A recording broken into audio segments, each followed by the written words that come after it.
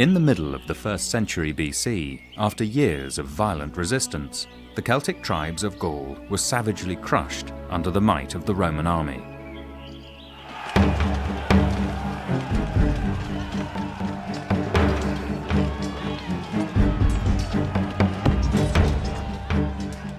It was a blood-soaked victory on a vast scale. In a legendary struggle lasting over 9 years, the Romans killed 1 million Gauls and banished a further million into slavery.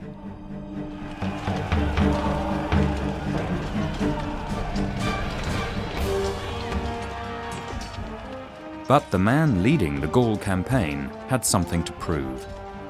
He wanted a military campaign that would secure his place at the top of political life in an empire at the peak of its powers.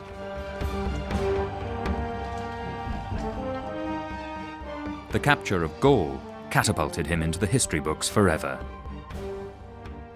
That man was Julius Caesar.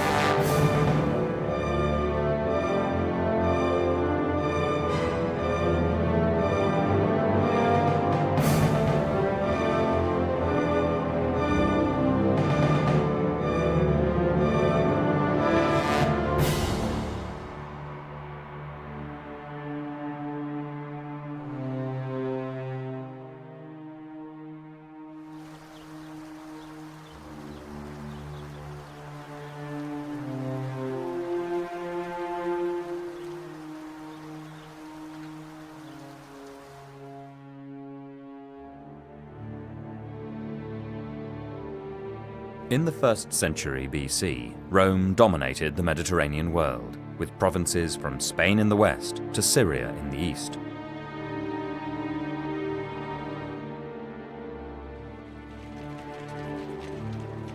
However, although the Roman city-state had become an ancient world superpower, it was still a republic. Real power lay with the aristocracy in the unelected Senate, but Roman magistrates were elected. The senior elected magistrates were the consuls, 2 of whom were elected to serve as heads of state for a year. In 60 BC, the senior consul-elect was Caesar.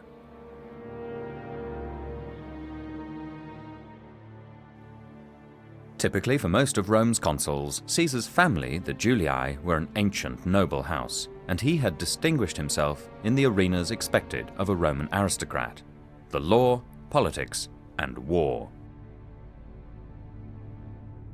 Despite these credentials, Caesar was regarded by his conservative aristocratic peers as an ambitious populist. His natural flamboyance, open-handed generosity, even his notoriety as a seducer of married aristocratic women, all added to his dangerous popular appeal. Caesar was a very interesting figure in Rome. On the one hand, he's a traditional Roman aristocrat himself, from one of Rome's most ancient and venerable families. On the other hand, his family was associated with some of the more radical elements in Roman politics. Caesar himself had to make a career as a fairly poor man as well, and that meant he couldn't afford the normal path up through the levels of Roman magistracies and the traditional way forward for a Roman aristocrat. So he was the sort of figure who roused intense feelings. Caesar wasn't very popular with the conservative aristocracy in Rome. He was a popularist politician. He was interested in gaining power through the will of the common people and passing legislation that was beneficial to the common people. That in the eyes of the conservatives was a very radical agenda and a very worrying agenda. The thing which really convinced Caesar's aristocratic political competitors, political opponents, that he was dangerous, came when Caesar was elected chief priest, Pontifex Maximus, of Rome. And Caesar got that through massive bribery.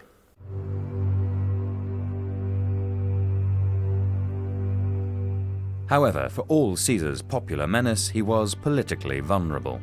He neither had great wealth nor the following a successful general attracts. In contrast, heavyweights such as Crassus and Pompey had impressive records as commanding generals and enough wealth to raise large private armies and to buy the loyalty of the Roman people. Fortunately for Caesar, both these powerful men required his help as consul, and a political alliance of the three was formed, the Triumvirate.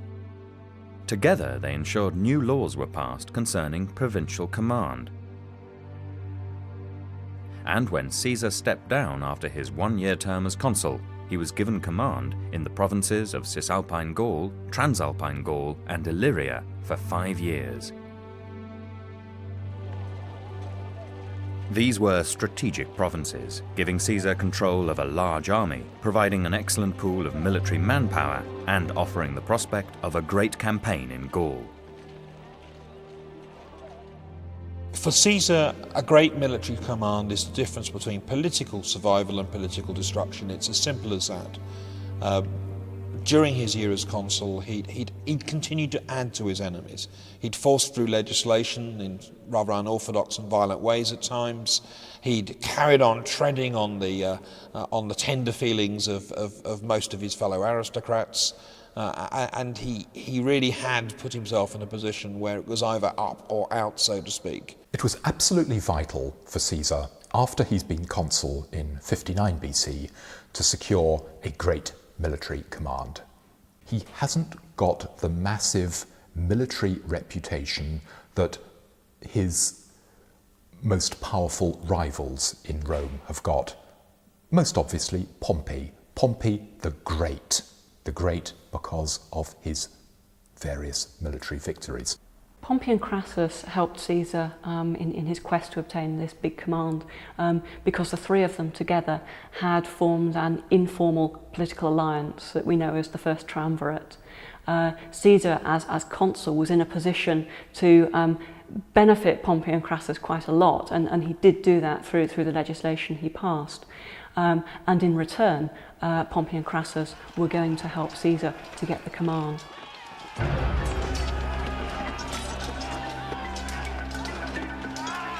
Rome had a long history of conflict with Celtic tribes. Although eventually successful, there had been Roman defeats, most disastrously in 387 BC, when Rome itself was sacked. But as recently as 107 BC, the Helvetii had defeated a consular army. Celts were formidable warriors, and most tribes possessed good cavalry. They were equipped with oval shields, long slashing swords, spears, and javelins. The wealthier Celts wore shirts and helmets made of mail armor or chainmail.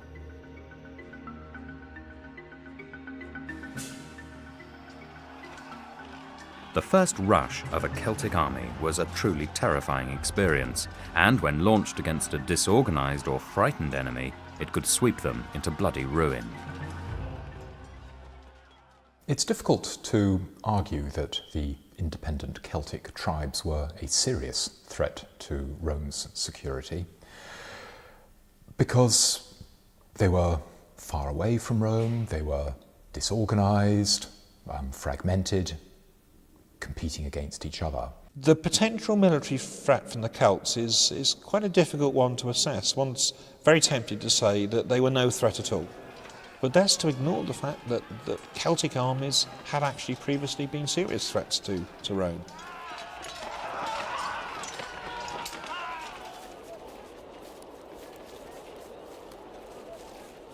Although the Celts were ferocious warriors, they did have some significant military weaknesses.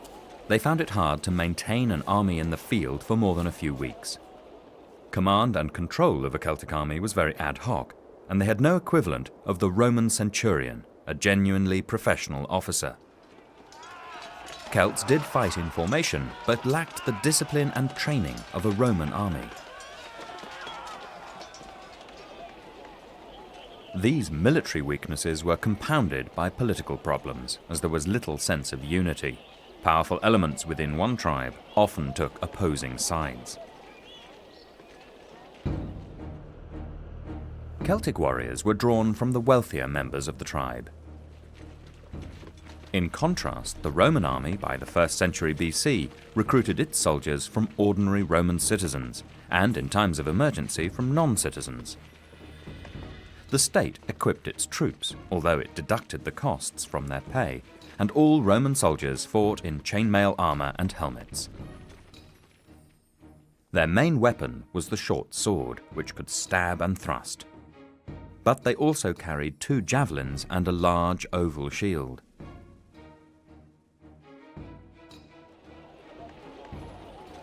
A recruit could expect to serve for at least 6 years, and they were trained to fight as part of a permanent military formation, the legion. The Roman legion dominated warfare for over half a millennium. In Caesar's day, the core of a legion consisted of 4,800 Roman infantry, organized in 10 equal cohorts of 6 centuries.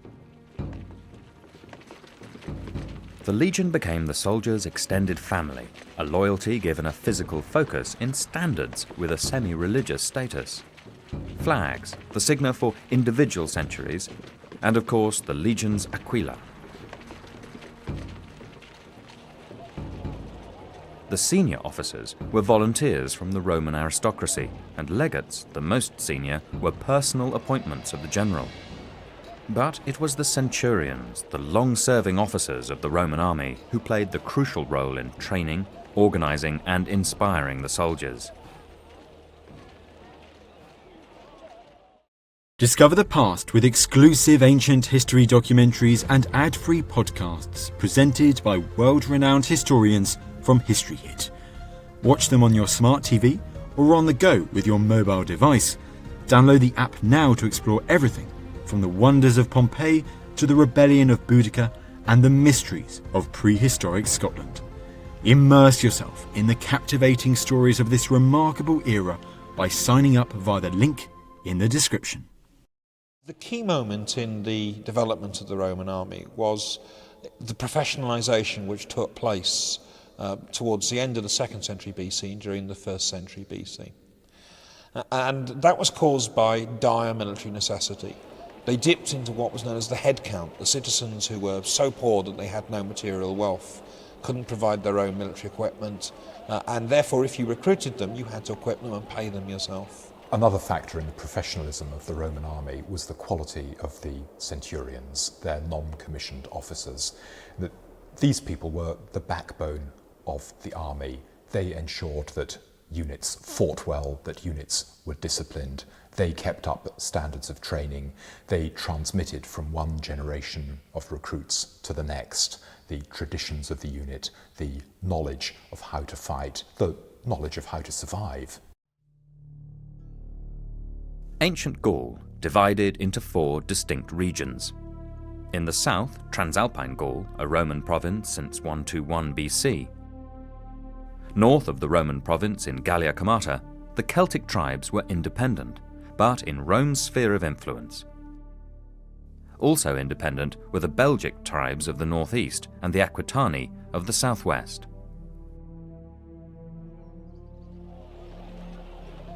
The tribe was the basic unit of government, and although intertribal links and alliances were the norm, it was rare that they extended across the regional divides. Southern and central Gaul was wealthier, possessed significant urban centres, often formidably defended strongholds, and was strongly influenced by the Roman world. However, Caesar regarded the northern Celts and the Belgae as being braver than the rest.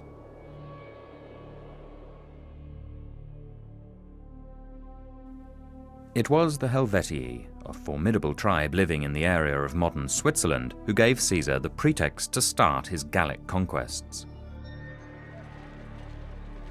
The tribe attempted to migrate, but unfortunately their route was through the Roman Transalpine province. When the Helvetii started moving. Their purpose seems to have been genuinely to move from what was quite a grotty part of the world to a more fertile and more pleasant part of the world. And tribal movements of this sort, migrations, are not that unusual. After all, the Helvetii only ended up in what we now call Switzerland because of pressure from German tribes to the north. That move involved, or the easiest way of moving involved crossing a bit of Roman territory, so be it, but they weren't actually interested in settling within Roman territory. They weren't interested in attacking Rome. They wanted to keep out of Roman way. Of course, Julius Caesar had other ideas. Moving with lightning speed, 720 miles in 8 days, Caesar reached Geneva in early April. He proceeded to fortify the 16 miles between the Rhone and the Jura Mountains, building a 16-foot-high rampart. Despite their 5-to-1 advantage, this intimidated the Helvetii, who halted and decided to avoid Roman territory. But Caesar was determined to prevent any migration, and after another lightning journey to Italy, returned with 5 more legions. Meanwhile, the Helvetii marched north, entering the territory of the Aedui tribe, Rome's closest allies in Gallia Comata. Weeks of manoeuvring followed, and when Caesar fell back on Bibracte for supplies, the Helvetii, misinterpreting this retreat as a lack of courage, hastened after the Roman army, seeking the battle that Caesar himself desired.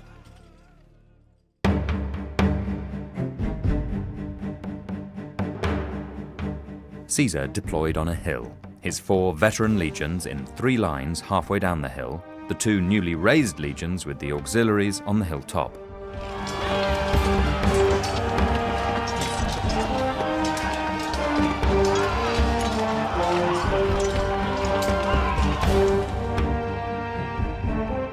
The Helvetii drove off Caesar's mainly Aedui cavalry, then, locking shields, advanced on the waiting legionaries. A hail of javelins descended on the Helvetii, killing hundreds and rendering many shields useless.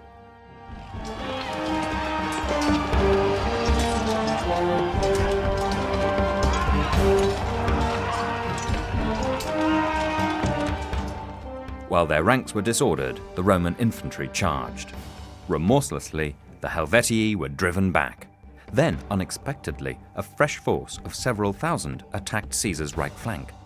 With great aplomb, Caesar's third line turned about face to drive this new enemy back and complete the victory.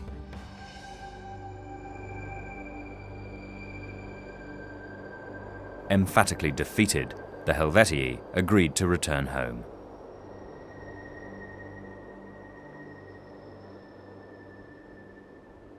The extent of slaughter when Romans won a battle was considerable.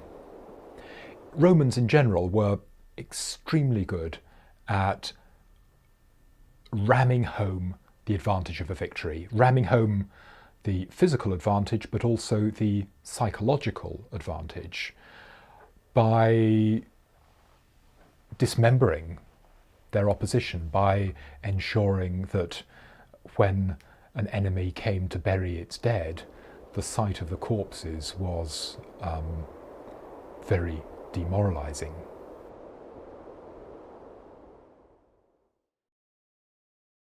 It was now the turn of the Suebi, a German tribe recently established west of the Rhine.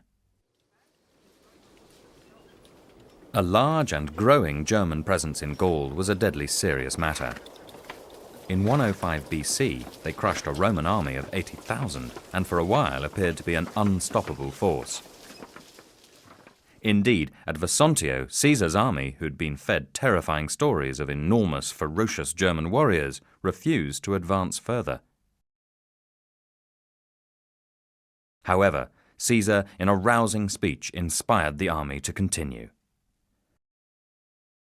Now, the Germans were a serious threat to Rome, and popular history tends to sort of make you think that the Germans appear on the scene late, and that they're part of what destroys the Roman Empire 200 or 300 years after Caesar.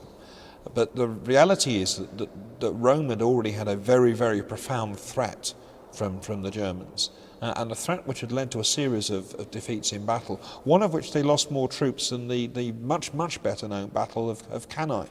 The Battle of Odyssey, the Romans lost nearly 85,000 lives on the battlefield. So the Germans are a very, very frightening force indeed.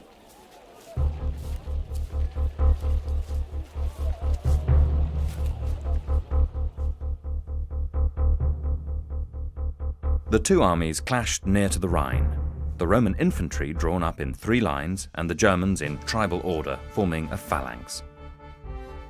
Behind the German battle line, wagons were drawn up in a long crescent to discourage retreat. From the wagon, Suebi women tearfully implored their warriors not to let them be enslaved. Caesar led the Roman right into action first, routing the German left. However, the Roman left was hard-pressed, until the legate Publius Crassus, son of Caesar's ally, brought the Roman third line to their support.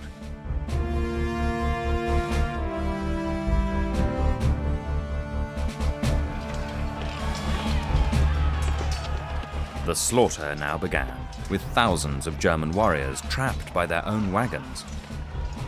Many of those who managed to escape the battlefield drowned crossing the Rhine. Caesar had won his second major battle and settled his 6 legions down in winter quarters in the country of the Sequani, the principal Celtic beneficiaries of the victory. Wintering so far north sent an ominous message. Rome was here to stay. The conquest of Gaul did involve the death in war or from starvation of tens of thousands, hundreds of thousands of Gauls. Whether this counts as Roman genocide is another matter. It wasn't the preferred option of the Romans. Caesar wants to dominate the Gauls, he wants to conquer them, but having conquered them, he hopes the tribal leaderships of Gaul will come into alliance with him, will be his men in Gaul. If that arrangement does not work, then harsher measures were taken, and harsher measures involved the massacring of defenders of Gallic strongholds, the enslavement of entire populations, the mutilation of survivors.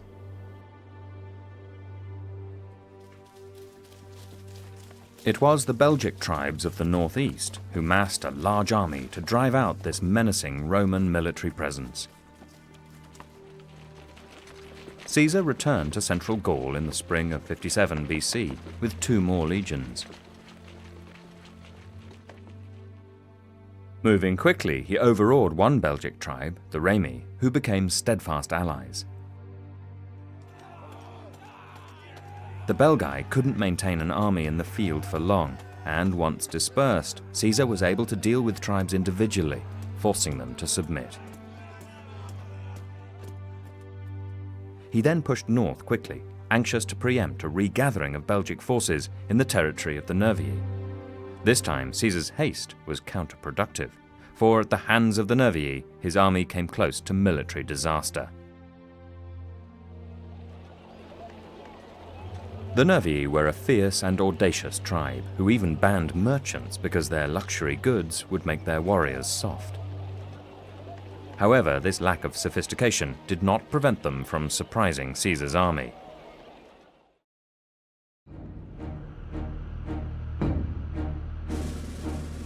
They concealed the bulk of their forces in thick woods overlooking the River Sambre.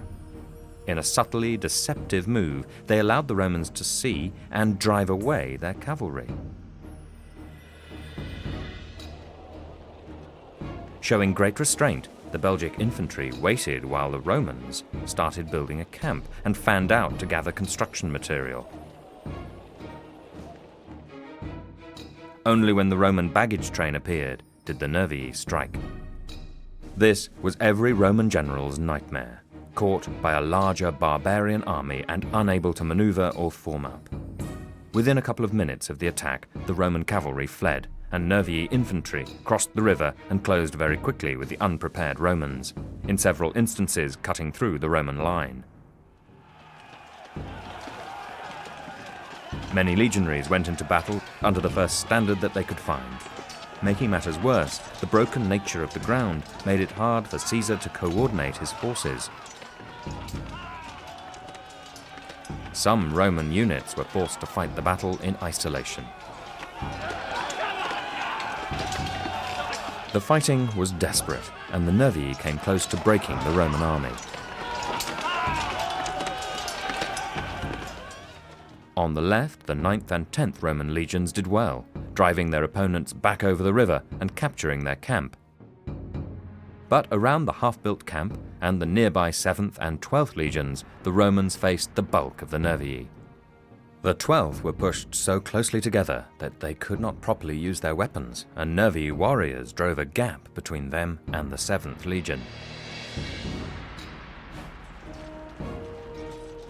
The centurions of the legion suffered very heavily. One cohort lost all its officers as they attempted to rally the troops. Once the situation with the 12th was a little more stable, Caesar joined the nearby 7th Legion and ordered them to join the 12th and form a square.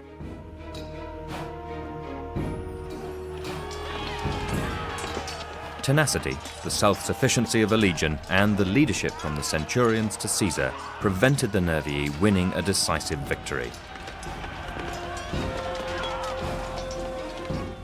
When Labienus, Caesar's senior legate, led the 10th Legion back into battle, and simultaneously the 2 legions with the baggage train arrived, the Nervii collapsed. The thick woods and their heroic culture made a disciplined retreat impossible, and the Nervii died in their tens of thousands. The battle at the Sambre, in which Caesar was attacked by the Nervii, was quite a close thing. Caesar's army was attacked whilst it was entrenching. That's a very dangerous time for any army because the soldiers weren't really concentrating on what was going on around them. They were digging.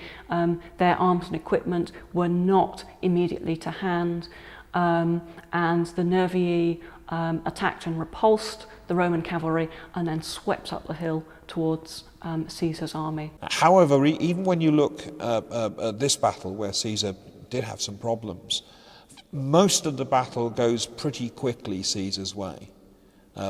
His favourite legion, the 10th Legion, for example, pretty quickly gets his act together, forms up in a proper formation, and indeed drives the enemy back across the river and takes their camp. So even this battle, where Caesar has some problems, it's difficult to see him losing catastrophically. Although we need to remember that it is Caesar who is telling us that it is a close-run thing. Caesar is telling his contemporary Romans, look at how good I am, look at how difficult it is to defeat these people. A close-run thing, probably, but Caesar, looking back on it, could perhaps over-emphasize the closeness for literary and political reasons. This was Caesar's third great battlefield victory, and was the nearest he ever came to military disaster. So dramatic was the victory that most Celtic and Belgic tribes were shocked into rapidly submitting to Rome. Triumph in Gaul gave Caesar wealth and glory, and the Roman Senate voted for an unprecedented 15 days of celebration. Gaul was conquered, or so the Romans thought. It was to take another 6 years and some terrible defeats to persuade Gaul that it was indeed conquered. Resentment at Caesar's presence ensured there was a pan-Celtic dimension to these risings, but even at their most unified, the Celtic tribes never acted in unison. However, the individuality of Celtic tribes also explains why Gaul was hard to subdue. the only sure way to obtain a tribe's submission was to defeat each one in battle. It took Caesar several years to pacify Gaul, partly because Gaul was a massive area, which Caesar is pacifying with a relatively small army. The problem is that every individual Celtic tribe in Gaul has its own agenda. And it's very hard, unless you've beaten that individual tribe, to actually enforce peace. And to some extent, Caesar was obliged to keep beating individual tribes, and when he'd beaten those tribes, then he had hope of asserting some sort of general peace.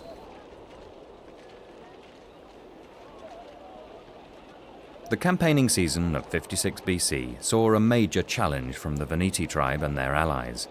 If they got away with their defiance of Rome, the revolt would undoubtedly spread. Caesar took steps to discourage risings elsewhere, sending Labienus to the northeast and Publius Crassus to Aquitania before heading with his main force into Brittany.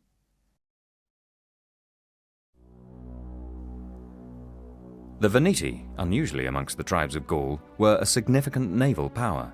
Caesar had ordered the construction of a fleet when he first heard of the rising, but Roman vessels were relatively frail craft, while the Veneti were excellent sailors.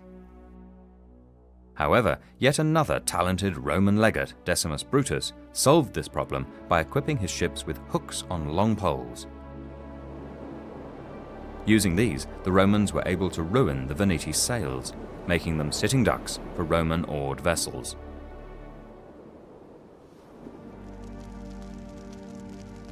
With their fleet destroyed, the Veneti surrendered. Caesar decided to send a strong signal to other tribes and executed the entire Veneti ruling council. The population was sold into slavery.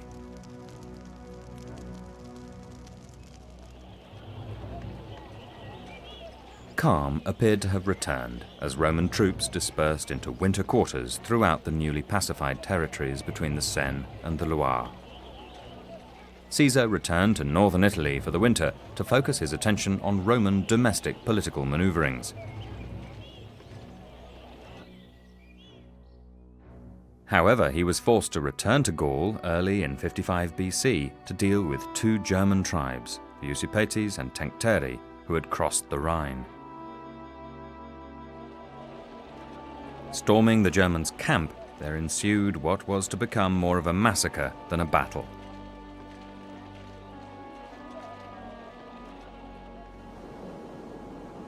Back in Gaul, there were no large-scale revolts, and Caesar felt able in both 55 and 54 BC to invade Britain. Neither expedition achieved much, although they were good PR for Caesar in Rome. Caesar himself, unlike previous winters, stayed in Gaul for the winter of 54-53 BC. He was aware that there were problems amongst the Treveri and the Carnutes, but it was in the Belgic lands that revolt erupted. Ambiorix, the leader of the Eburones tribe, persuaded the Romans to leave their fortified camp north of modern Liège. The Romans were ambushed while strung out in march formation, and all 15 cohorts, over 7,000 soldiers, were killed. Predictably, this Belgic victory encouraged the revolt to spread.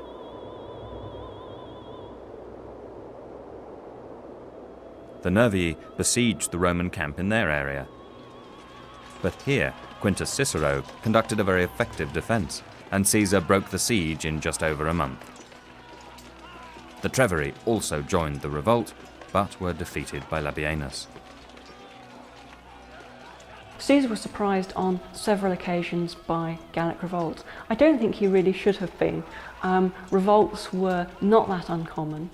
Many of the conquests that Caesar had made in Gaul had not been that thorough. And many of the tribes had actually surrendered to Caesar almost as soon as he had marched into their territory. So they hadn't actually been defeated by him in battle. So it was perhaps inevitable that once they started to realise that their independence was being taken away from them, that they were going to rebel against that.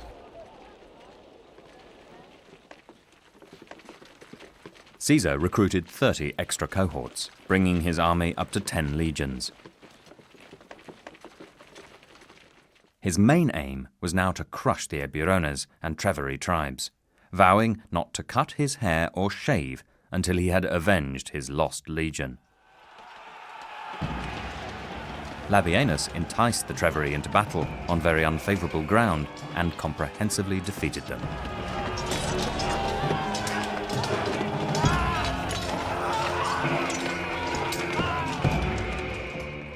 Working his way north, Caesar laid waste to the Eburones' lands, effectively wiping the tribe from history. Rome had emphatically reasserted its power, but the events of 53 BC were only a prologue to the last and greatest attempt by Gaul to break the grip of Rome.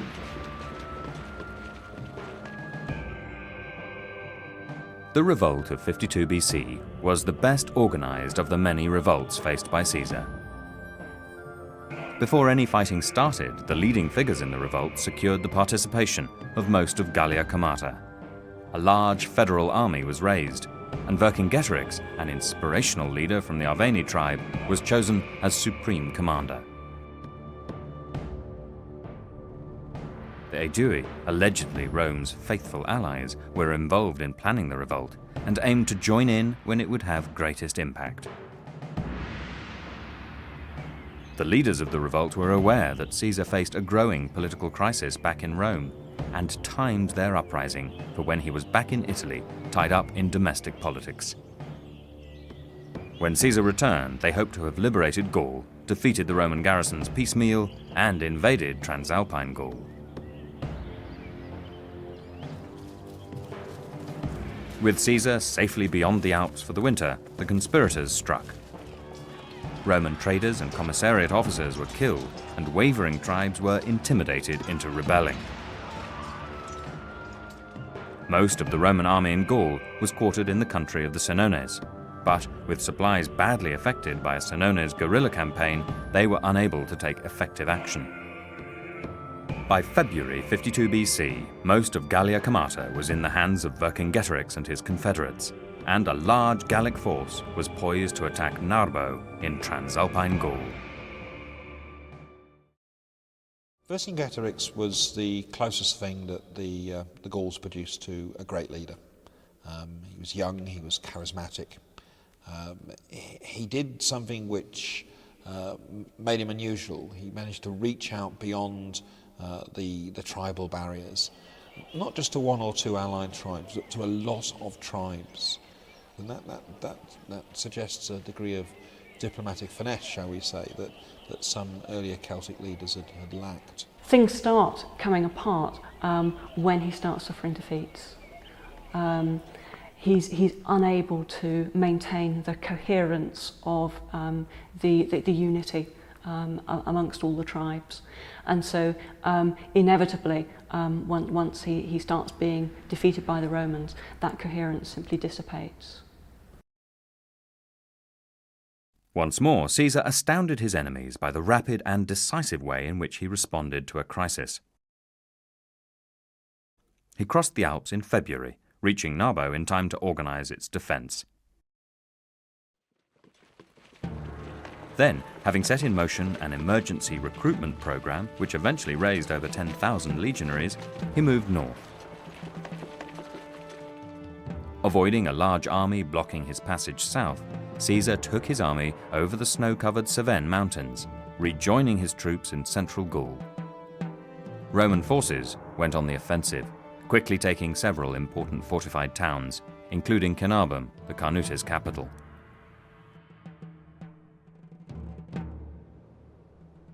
Vercingetorix decided to avoid battles and wear the Romans down by denying them provisions, a strategy that exploited the superior Gallic cavalry. Food stocks were burnt, and the Gauls destroyed their own towns to deny the Romans supplies. Unfortunately, the Bituriges, who had already burnt 20 of their towns, refused to destroy Avaricum, which, despite being well defended, fell after a desperate siege. The Romans were in no mood for mercy. Of 40,000 inhabitants, barely 800 survived the sack. The Gallic cause was then boosted by their successful defense of Gergovia. The Romans lost 700 legionaries and 46 centurions, forcing Caesar to retreat. With Caesar looking vulnerable, the Aedui judged this the moment to reveal their colours. They attacked the Romans and, taking Noviodunum, freed all of Caesar's Gallic hostages. However, this was the high watermark of Gaulish success. Caesar successfully joined forces with Labienus, who had defeated a large Gallic army a few days before.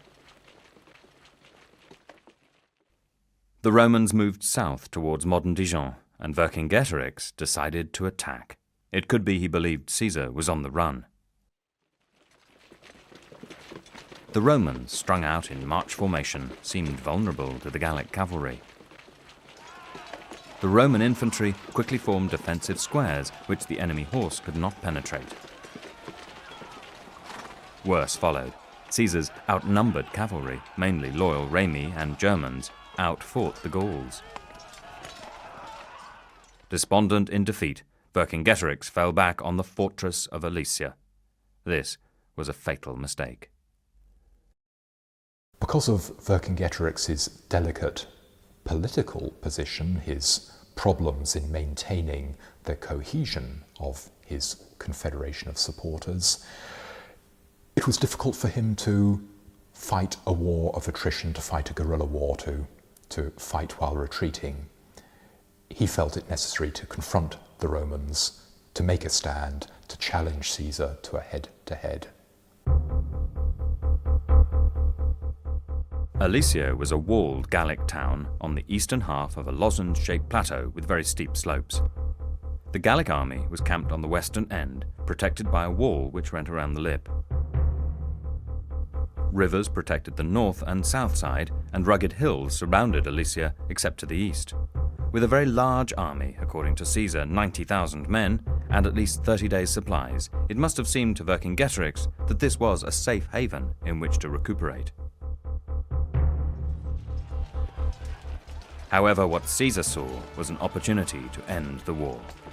Pursuing the defeated Gauls all the way, he immediately started investing the fortress.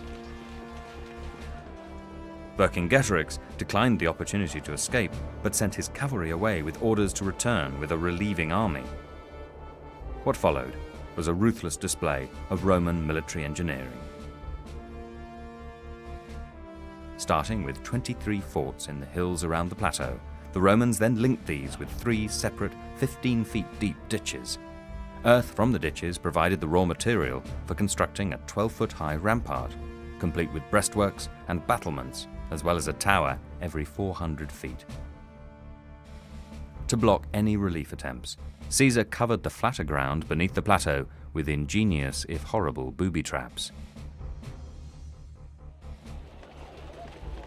The first obstacles a sally from Alesia would discover were buried logs bristling with iron hooks, then 8 rows of concealed pits full of sharpened stakes, known by the troops as lilies. Even if you got this far, the trench in front of the Roman wall bristled with 5 close rows of felled trees, stripped of their leaves and with their main branches cut short and sharpened. The Roman soldiers aptly dubbed these obstacles Sippi, meaning tombstones. Caesar's 45,000 men had every reason for confidence. They had at least 30 days' supplies, and no Gallic force had ever overcome such formidable field fortifications. There were only 2 potential weaknesses: the relatively flat ground running up to the narrow eastern edge of Alesia, and it was here booby traps were constructed. More seriously, to the north of Alesia, the lie of the land meant that fortifications were unfavourably placed on a downward slope.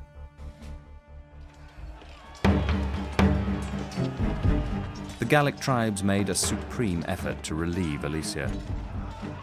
The relieving army made 3 massive assaults, supported by sallies from Alesia, 2 from the east by day, then at night, the 3rd from the north.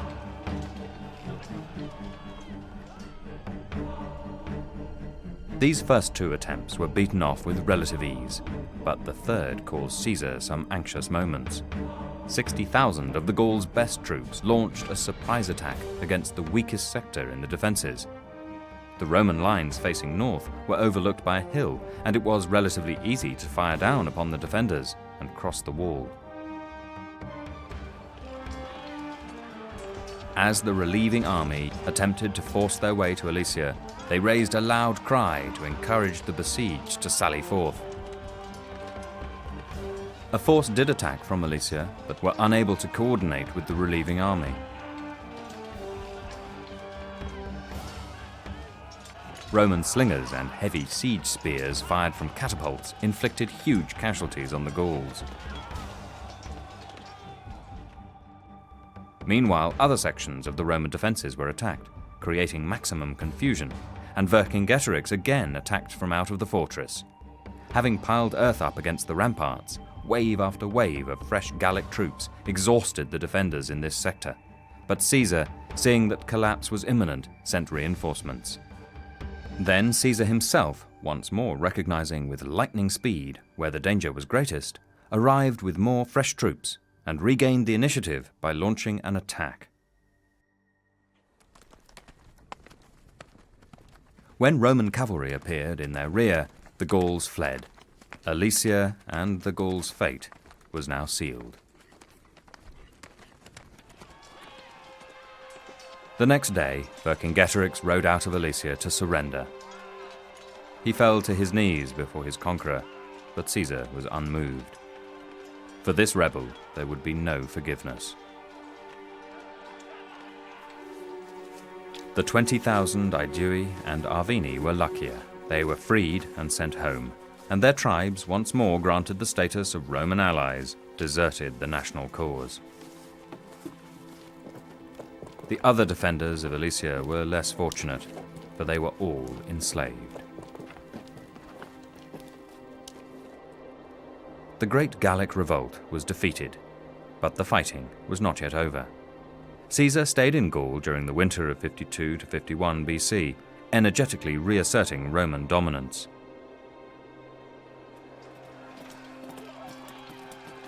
The last act of the war was in the summer, when the fortress of Uxellodunum on the Dordogne was forced to surrender. Caesar was determined to send a clear message that Rome would not tolerate revolt. All those who'd borne arms against him had their hands amputated.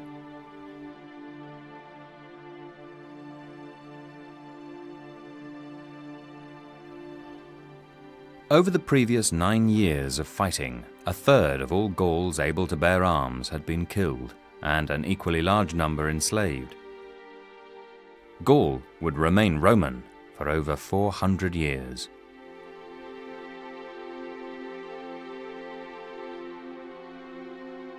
Caesar had gone to Gaul an ambitious and unorthodox politician. He returned to Rome an immensely wealthy, conquering general, and with an utterly devoted army at his back. Caesar's Roman enemies, now joined by his ex-ally Pompey, were determined to crush him. But, backed by his Gallic veterans, Caesar emerged from civil war as the victor. It was his victories in Gaul that provided the foundation for his triumphant domination of the Roman world.